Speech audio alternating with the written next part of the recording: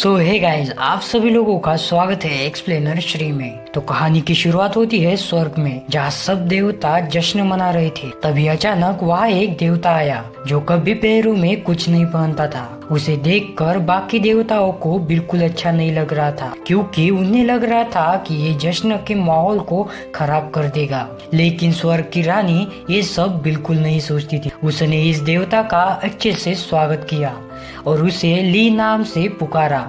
आखिरकार सभी मेहमानों के आ जाने के बाद रानी ने सबको अपनी लिखी हुई एक कविता पढ़कर सुनाई। तभी अचानक वहाँ एक राक्षस ने हमला करके रंग में भंग डाल दिया। बाकी देवता भी तुरंत रानी की रक्षा करने के लिए आगे बढ़े, लेकिन जल्दी उनकी शक्तियाँ राक्षसों के सामने फीकी पड़ गई। असल में राक्षस रानी को दिखाने आया था कि उस में सबसे ज्यादा शक्तियाँ है, इसीलिए उसका भी स्वर्ग में रहने का हक बनता है। पर अचानक ली ने उसके चेहरे पर अपने रुई नाम के एक हथियार से वार कर दिया, जिससे वो राक्षस वहीं पे ढेर हो गया।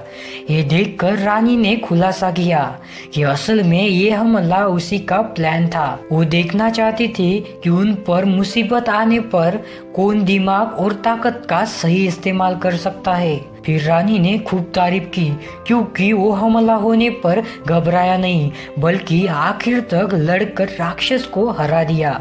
रानी ने खुश होकर उसे एक तोहफा दिया और फिर से जश्न शुरू हो गया। आखिरकार जब जश्न खत्म हुआ तो ली को कुछ अलग सा महसूस हुआ। उसने अपने रुई अस्त्र को फिर से निकाला ताकि अगर हमला हो तो खुद को बचा सके, और उसकी लापरवाही की वजह से रुई उसके हाथ से फिसल कर धरती पर जा गिरा। यह देखकर ली बेहद घबरा गया, क्योंकि स्वर्ग के कानूनों के हिसाब से उनमें से किसी को भी धरती पर जाने की इजाजत नहीं थी। हालांकि इसके लिए उसे बहुत खतरनाक सजा मिल सकती थी, लेकिन फिर भी वो नीचे आ गया।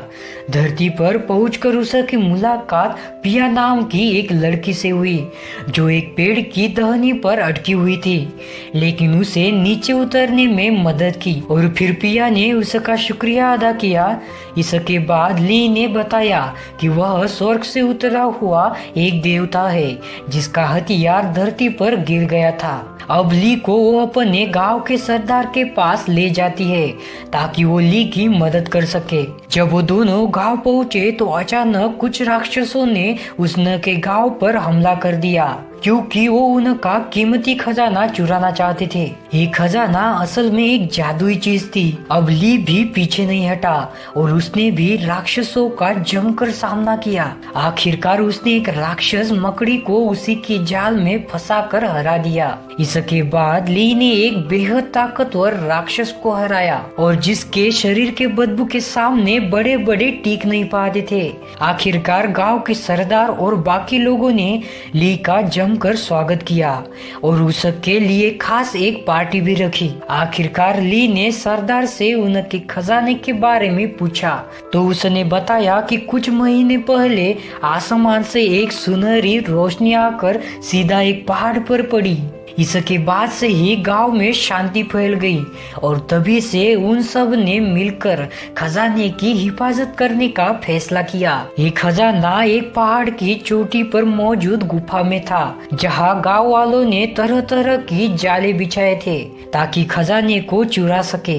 ये सुनकर ली को यकीन हो गया कि उसके दिव्य हथियार रुई की बात कर रहे हैं। उसने सरकार से कहा कि ये खजाना उसका हथियार है और वो उसे वापस लेने ही जमीन पर आया है। यह सब सुनकर सरदार ने कहा कि अगर ये तुम्हारी चीज है तो ये तुम्हें मिल जाएगी। पर सच तो ये था कि सरकार की खजाने को लौटाने की कोई नियत नहीं थी, बल्कि उसने तो लोगों को पकड़कर जंजीरों से बांध दिया। ली ने बचने की कोशिश की, मगर उसे एक खास तरह की शराब पिलाई गई थी, जिससे देवता और राक्षसों की शक्तियां कमजोर हो जाती है। इसके बाद गांव वालों ने मिलकर ली पर बिजली गिराने के लिए एक पूजा शुरू करी, पर अचानक आसमान से आग गिरी, जिससे कई लोगों के घर जल गए। सब तुरंत आग बुझाने के लिए भागे और तभी पिया ली के पास आई और उसने कहा कि अगर वो राक्षसों से उसके गांव वालों की रक्षा करेगा तो वो खजाना ढूंढने में उसकी मदद कर सकती है। ली तुरंत मान गया और पिया ने उसकी जंजीरें खोल दी। इसके बाद वो दोनों उस पहाड़ी की ओर चले जहाँ खजाना छिपाया गया था। तभी कुछ गांव वाले उन लोगों के पीछे दौड़े, पर जब उन्होंने ली को पहाड़ के रास्ते पर देखा तो वो खुश हो गए, क्योंकि वहाँ के जाल से आज तक कभी भी कोई लौट नहीं सका। उधर जब ली पहाड़ पर पहुंचा तो उसने अपनी शक्ति से अदृश्य जाल का पता लगाया, पर अचानक उसका पैर दलदल में फंस गया और तब पिया ने उसकी जान बचाई। अब वो चलते चलते थक गए थे, इसीलिए एक नदी किनारे आराम करने लगे। पिया ने उससे पूछा कि वो जूते क्यों नहीं पहनता। तब ली ने बताया कि पिछले जन्म में वो एक इंसान था और उसके पैर काफी ज्यादा बड़े थे, जिस वजह से लोग उसके साथ बुरा बर्ताव करते थे। पर एक दिन चोली नाम की एक छोटी लड़की आई और उसकी दोस्त बन गई। एक दिन चोली के साथ खेल रही थी कि अचानक वो बहुत बीमार हो गई। तभी उसके माँ बाप ने इस सब का इल्जाम उसी पर लगा दिया और उसे उससे दूर कर दिया। कुछ दिन बाद ली चाओ के लिए एक खिलौना बना रहा था कि अचानक उसे महसूस हुआ कि गांव में एक भूकंप आने वाला है। तो वो तुरंत चाओ को बचाने के लिए उसके घर गया तो उसे उठाकर भागने लगा, पर अचानक उसे गांव वालों ने पकड़ लिया, क्योंकि उन्हें लग रहा था कि ली ने चाओ को अगवा किया है। उन सब ने मिलकर ली को इतना ज्यादा पीटा कि उसकी वहीं पर मौत हो गई। आखिरकार ली स्वर्ग पहुंचा, जहां पर स्वर्ग की रानी ली की अच्छाई देखकर बेहद खुश हुई। फिर उन्होंने ली के पैरों को आम इंसानों जितना करके उसे एक देवता बना दिया। पर देवता बनने के बाद ली ने जूते नहीं पहने, क्योंकि उसे नंगे पैर रहने की आदत हो चुकी थी। कहानी सुनकर पिया ली के साथ आगे निकल पड़ी। आखिरकार वो उस गुफा तक पहुंच गए जहाँ कई जाल बिछाए गए थे। ली की मदद से उन्होंने बड़ी आसानी से सभी जाल को पार कर लिया और एक पोल तक पहुँचे जहाँ अंत में खजाना छिपा था। ली ने जैसे ही पुल पर पैर रखा तो अचानक उसके शरीर को जोरदार झटका लगा। असल में इस पुल पर जादुई घंटियां बंधी हुई थी, जिस वजह से ना ही कोई देवता और ना ही कोई राक्षस इस पुल को पार कर सकता है। तब पिया ने आगे होकर पुल पर बंधी हुई सारी घंटियां निकाली। अचानक उसका पैर फिसल गया और क्योंकि वो पुल बहुत खतरनाक था, पर वो हिम्मत करके ऊपर आई। आखिरकार ली ने भी आसानी से पुल पार कर लिया और वो दोनों आगे बढ़ गए। जल्द ही ली और पिया को एक चीज मिली, जिसमें से एक सुनहरी रोशनी आ रही थी। तब ली को यकीन हो गया कि उसका हथियार रुई है। पर जब उसकी रोशनी हटी तो ली ने देखा कि ये रुई नहीं है, बल्कि एक सुनहरा अंडा था। तभी अचानक कुछ राक्षस भी वहाँ आ गए, क्योंकि वो भी ली का हथियार चुराना चाहते थे। अब ये अंडा तो ली के किसी काम का नहीं था, इसीलिए उसने इस अंडे को राक्षसों को दे दिया और वो सब राक्षस भाग गए। ये देखकर पिया बहुत गुस्से में आ गई, क्योंकि ये उसके गांव का बेहद कीमती खजाना था। उसने इस खजाने को वापस लाकर गुफा में रखने के लिए ली की मदद मांगी, पर ली ने उसकी एक न सुनी और पिया को राक्षसों से लड़ने के लिए वहीं पर अकेला छोड़ाया। अगले दिन ली जैसे ही गांव पहुंचा तो गांव वालों ने उसे तुरंत पकड़ लिया। गांव का सरदार फिर से पूजा करके उस पर बिजली गिरवाना चाहता था।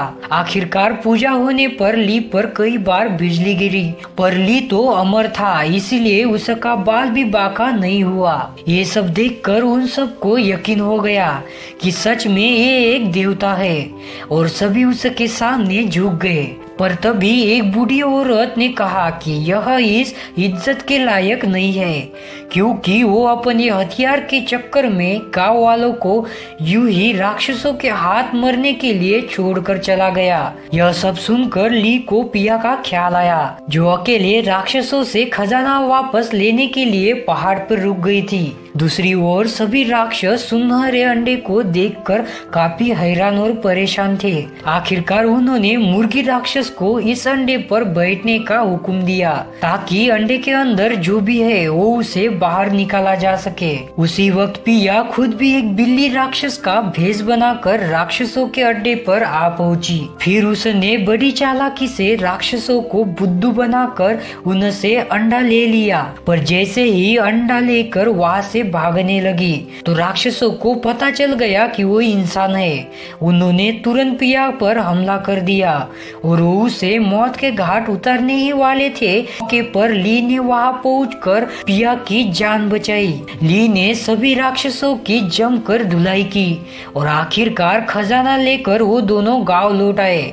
उन्हें देखकर सभी गांव वाले बेहद खुश हुए क्योंकि खजाना सुरक्षित था। इसके बाद उन्होंने इस अंडे को खोलने के लिए पूजा शुरू की और जैसे ही अंडा टूटा तो अचानक उसमें से एक किंग नाम का राक्षस बाहर निकला।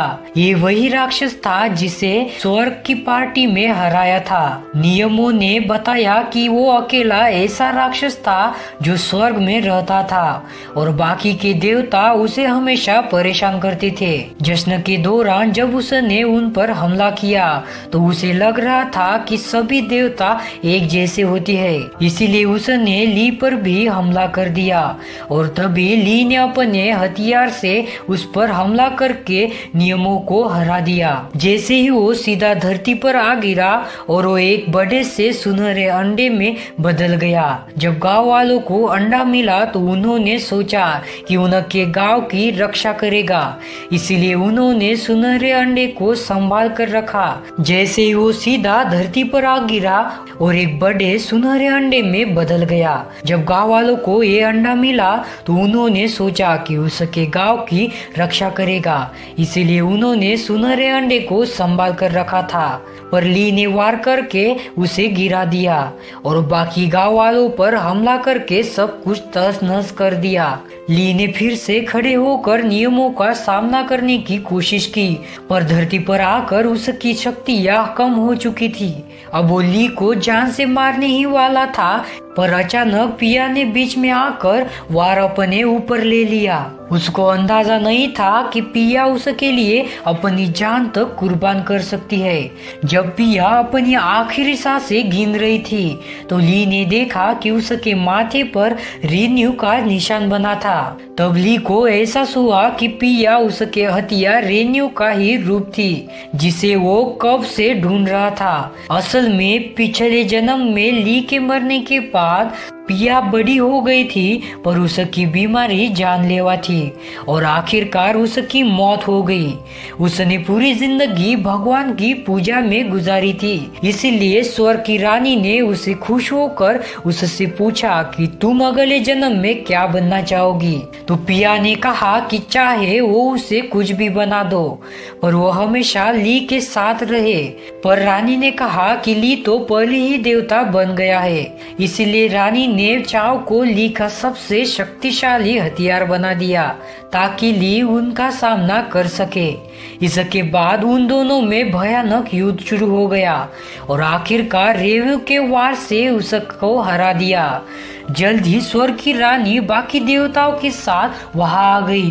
अब वो ली को सजा देने ही वाली थी क्योंकि ली ने बिना उसकी इजाजत के धरती पर आ गया था। ली सजा के लिए तैयार हो गया, पर तभी सभी गांव वाले रानी के सामने झुक गए और उन्होंने ली को माफ करने की दरख्वास्त की क्योंकि ली ने उन्हें राक्षसों के आतंक से बचाया था। और उनकी मिन्नतें सुनकर आखिरकार रानी मान गई और ली को माफ कर दिया।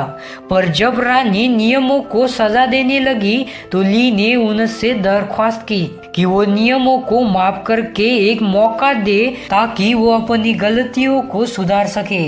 यह सुनकर रानी ने उसे भी माफ कर दिया और नियमों की सांसों में सांस आ गई। आखिरकार ली ने कुछ समय और गांव में रहने का फैसला किया ताकि कोई भी राक्षस उन पर हमला ना कर सके। तो ये कहानी यहीं पर एंड होती है। तो आपको ये कहानी कैसी लगी नीचे कमेंट में जरूर बताना। सो मिलते हैं नेक्स्ट वीडियो में, तब तक के लिए बाय।